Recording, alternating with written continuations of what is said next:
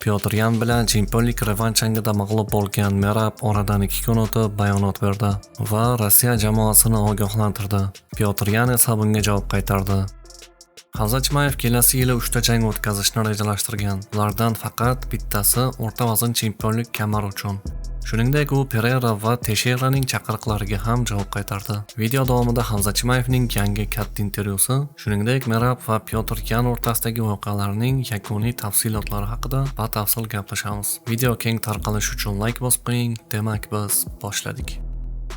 Merab Dvalishvili Pyotr Yan bilan jangni sarhisob qildi. Uning gaplari: Menga ko'rsatgan cheksiz mehr va qo'llab-quvvatlovingiz uchun butun oilamga, do'stlarimga, muxlislarimga, jamoadoshlarimga va aziz vatanimga chin yurakdan minnatdorchilik bildiraman.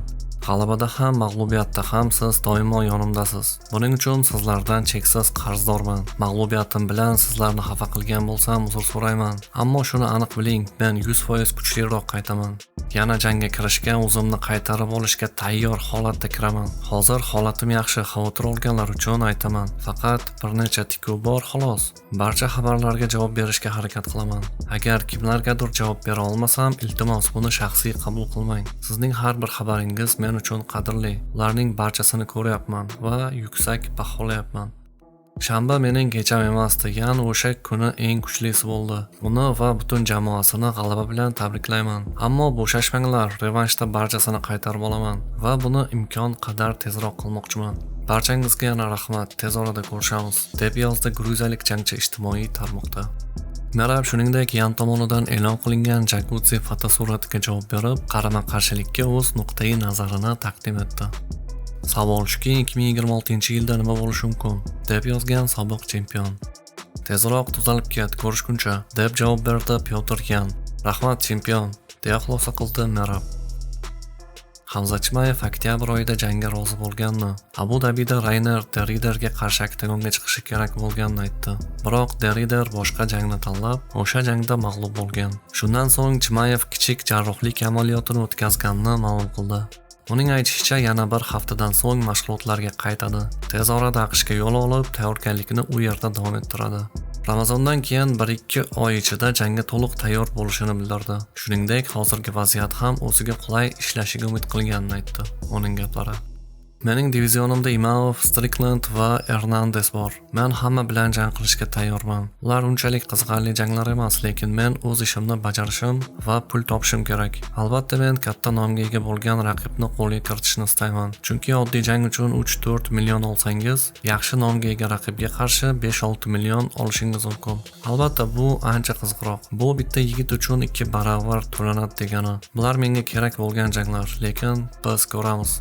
Agar ularda bunday raqib bo'lmasa, ular sizga reytingda yuqoriroq bo'lgan tayyor odamni berishadi. Imavov bilan mashg'ulot o'tkazdim, lekin MMA'da emas, ozgina kurashdik. Men unga tayyorlanishda yordam berdim, u yaxshi yigit. Biz bir-birimizni bilamiz. Mendan so'rasangiz, men u bilan jang qilmoqchi emasman. Chunki biz bir-birimizni taniymiz, biz musulmonmiz, u esa Dog'istonlik.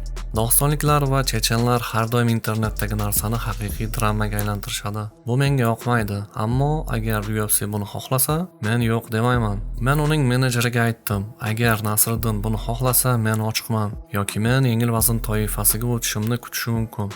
Agar u jang qilishga qaror qilsa, UFC buni xohlasa, shunday bo'lsin. Aytganimdek, boshqa yigitlar ham bor. Men Strickland, Hernandez, Derrider, boshqa kim bo'lishidan qat'iy nazar jang qilishim mumkin. Ko'p variant bor. Har qanday holatda ham UFC bilan jang qilish qarorim bor. Yuqoriga ko'tarilishdan oldin o'rta vaznda bitta jang bor va men yuqoriga ko'tarilishim mumkin.